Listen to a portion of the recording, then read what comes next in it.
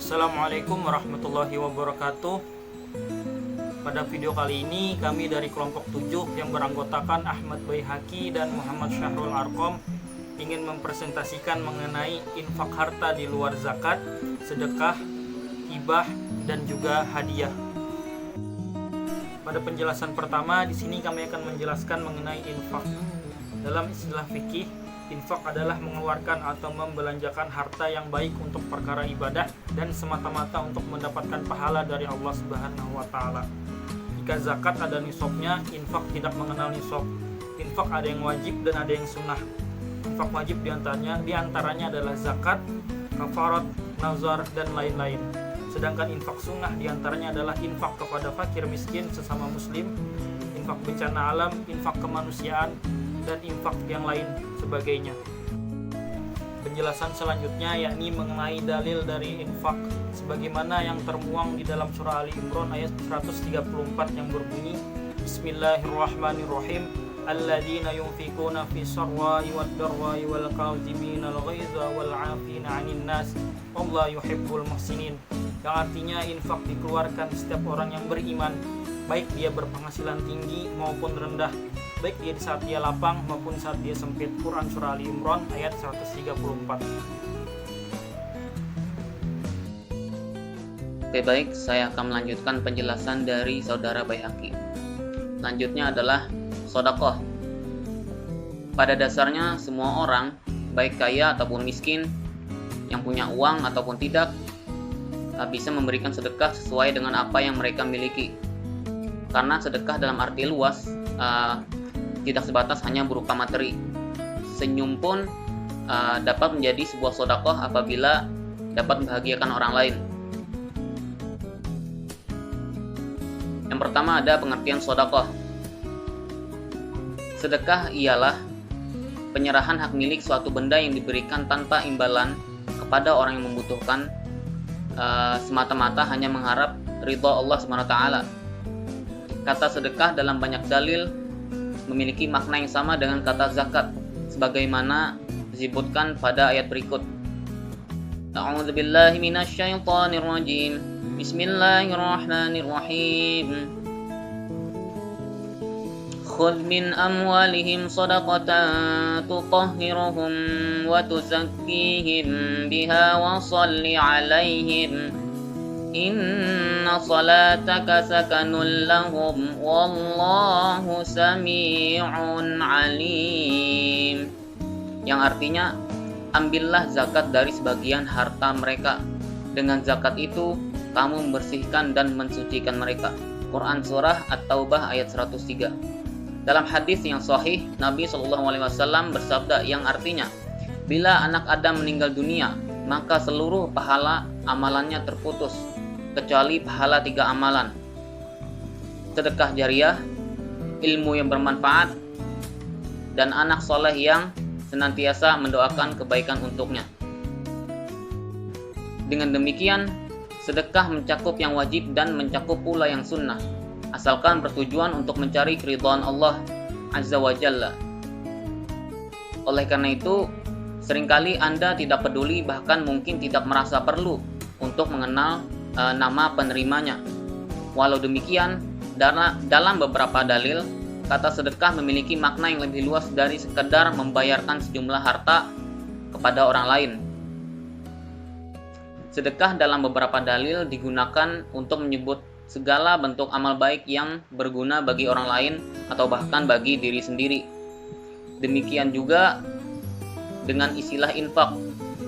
Beberapa ulama menyamakan antara keduanya, tetapi ulama lain menganggap ada perbedaan antara sedekah dan infak, bahwa sedekah lebih bersifat umum dan luas, sedangkan infak adalah pemberian yang dikeluarkan pada waktu menerima rizki atau karunia Allah Subhanahu wa taala.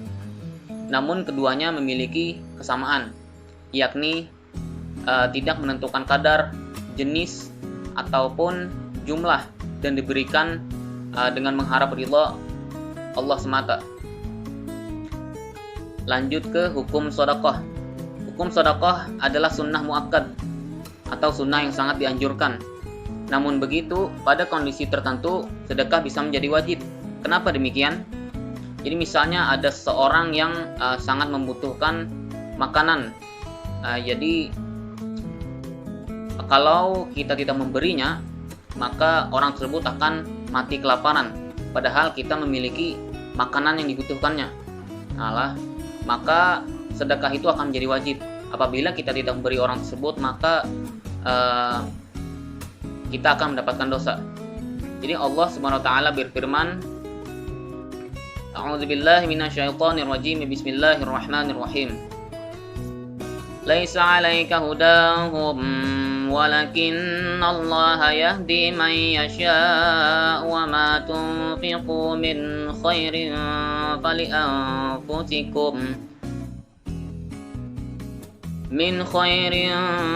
فلأنفسكم وما تنفقون إلا ابتغاء وجه الله وما تنفقوا من خير يوفى إليكم وأنتم لا تظلمون, yang artinya, dan kamu tidak menafkahkan melainkan karena mencari keridhaan Allah, dan sesuatu yang kamu belanjakan kelak akan sempurnakan balasannya, sedangkan kamu sedikit pun tidak akan dianiaya. Quran Surah Al-Baqarah ayat 272. Kemudian ayat lain, wa tasaddaq alaina innallaha yajzil mutasaddiqin, dan bersedekahlah kepada kami, sesungguhnya Allah memberikan balasan kepada orang-orang yang bersedekah. Quran Surah Yusuf ayat 88. Kemudian ada dalil tentang sedekah. Dasar hukum disyariatkannya sedekah adalah sebagai berikut.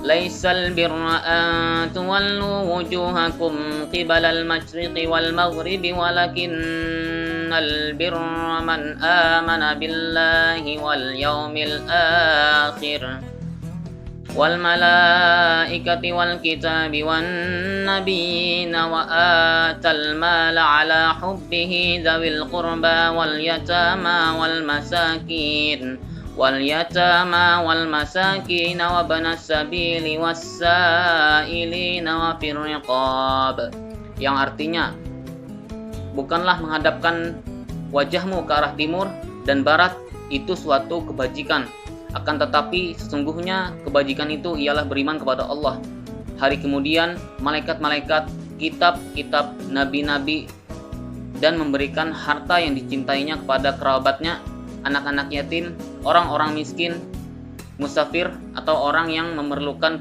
pertolongan, dan orang-orang yang meminta-minta dan memerdekakan hamba sahaya. Quran Surah Al-Baqarah ayat 177. Ayat di atas menganjurkan agar seorang mau bersedekah ketika orang tersebut masih menyukai harta. Artinya, orang tersebut masih dalam keadaan sehat. Ayat ini menunjukkan sedekah di waktu sehat lebih utama daripada sedekah menjelang kematian. Penyebabnya antara lain: 1. Orang yang sehat masih membutuhkan harta benda, sedangkan orang yang hampir meninggal sudah tidak membutuhkannya.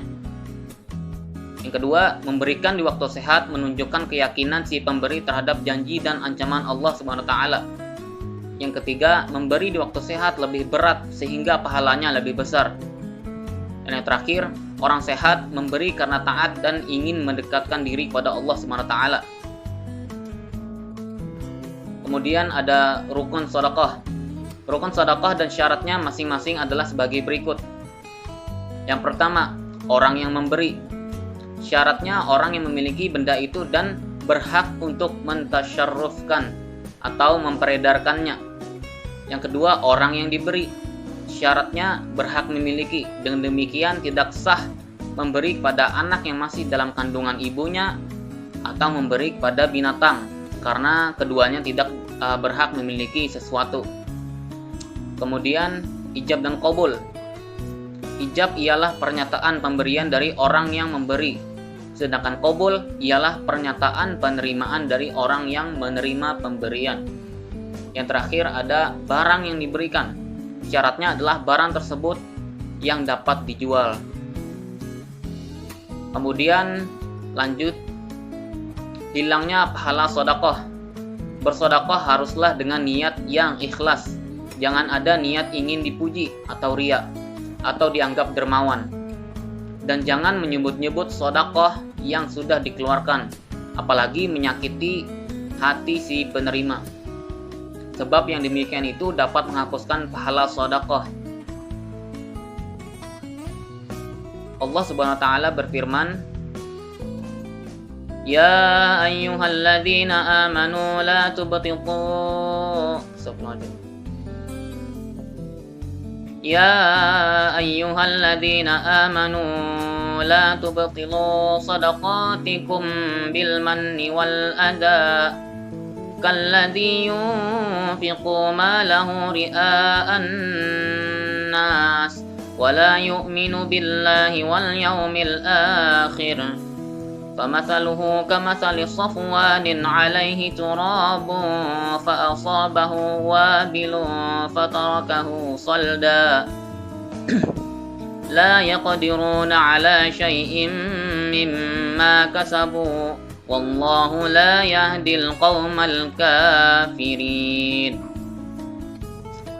Hai orang-orang yang beriman, janganlah kamu menghilangkan pahala sedekahmu dengan menyebut-nyebutnya dan menyakiti perasaan si penerima, seperti orang yang menafkahkan hartanya karena ria kepada manusia dan dia tidak beriman kepada Allah dan hari kemudian.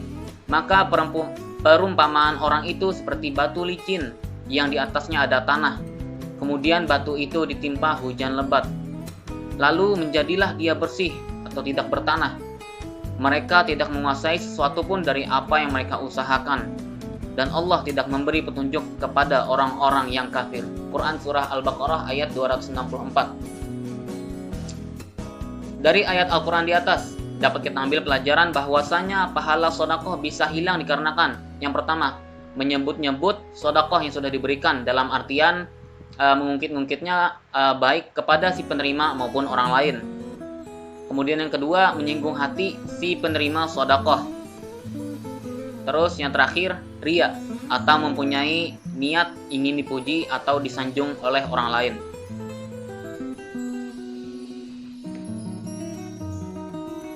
Kemudian lanjut pada pembahasan hibah.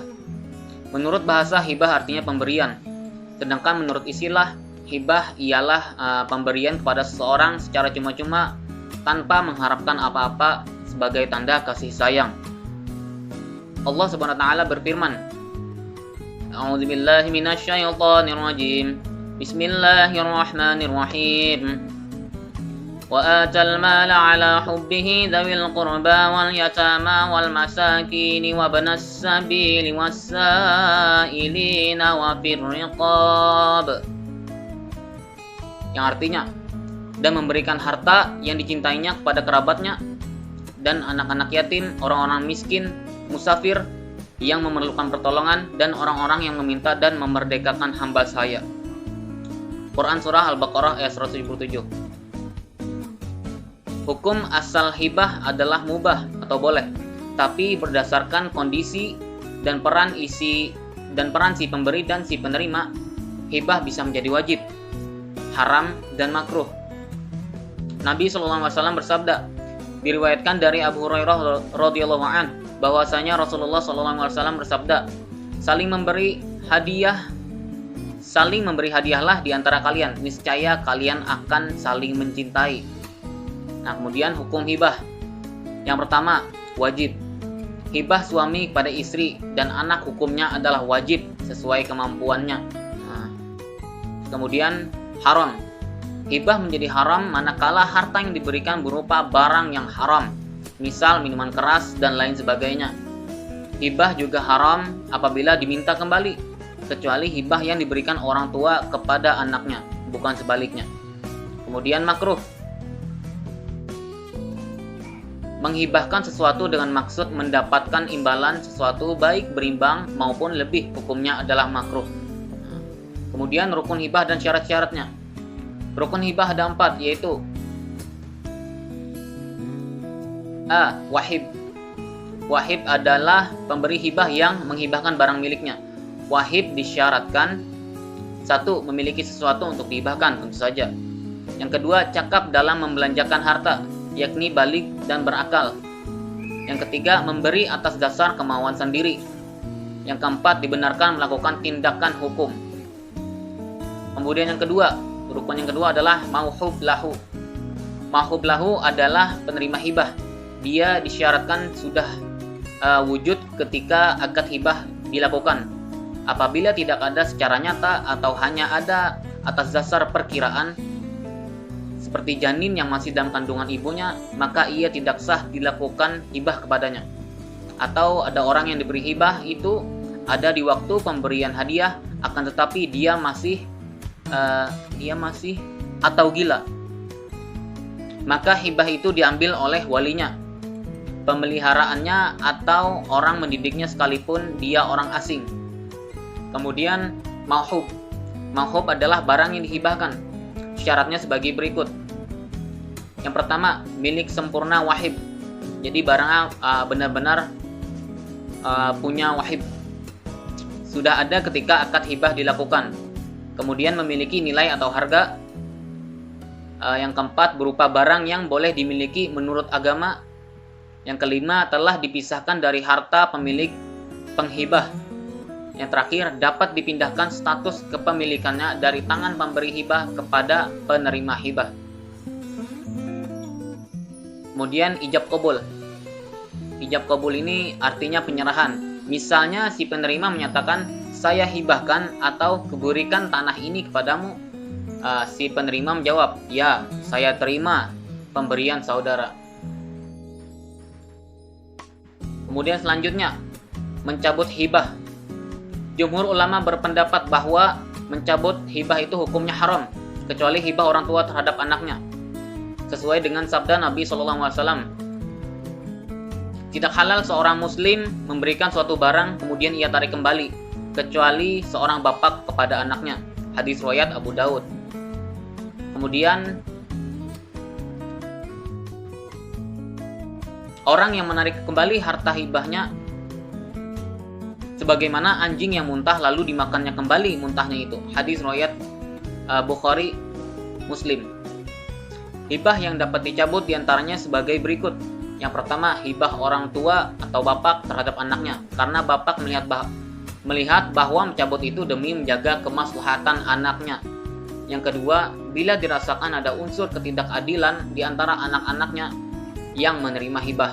Yang terakhir, apabila dengan adanya hibah itu ada kemungkinan menimbulkan iri hati dan fitnah dari pihak lain.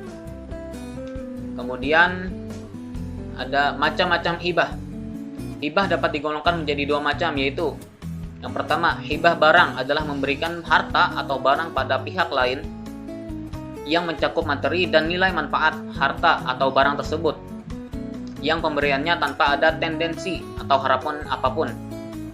Misalnya menghibahkan rumah, sepeda motor, baju, dan sebagainya. Hibah manfaat, yaitu memberikan harta kepada pihak lain agar dimanfaatkan harta atau barang yang dihibahkan itu. Namun materi harta atau barang itu tetap menjadi milik pemberi hibah. Dengan kata lain, dalam hibah manfaat itu si penerima hibah hanya memiliki hak guna atau hak pakai saja. Hibah manfaat terdiri dari hibah berwaktu atau hibah muajjalah dan hibah seumur hidup al-amri.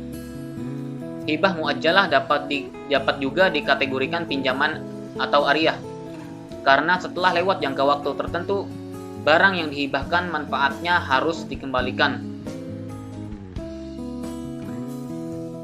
Kemudian ada hikmah dari hibah. Yang pertama, akan terhindar dari sifat kikir atau bakhil. Yang kedua, akan terbentuk sifat dermawan bagi pemberi hibah. Dan yang terakhir, akan dilapangkan rezekinya dan dimudahkan urusannya. Oke, sampai situ dulu penjelasan dari ulun. Kemudian penjelasan hadiah akan dijelaskan oleh saudara Baihaqi. Silahkan saudara Baihaqi.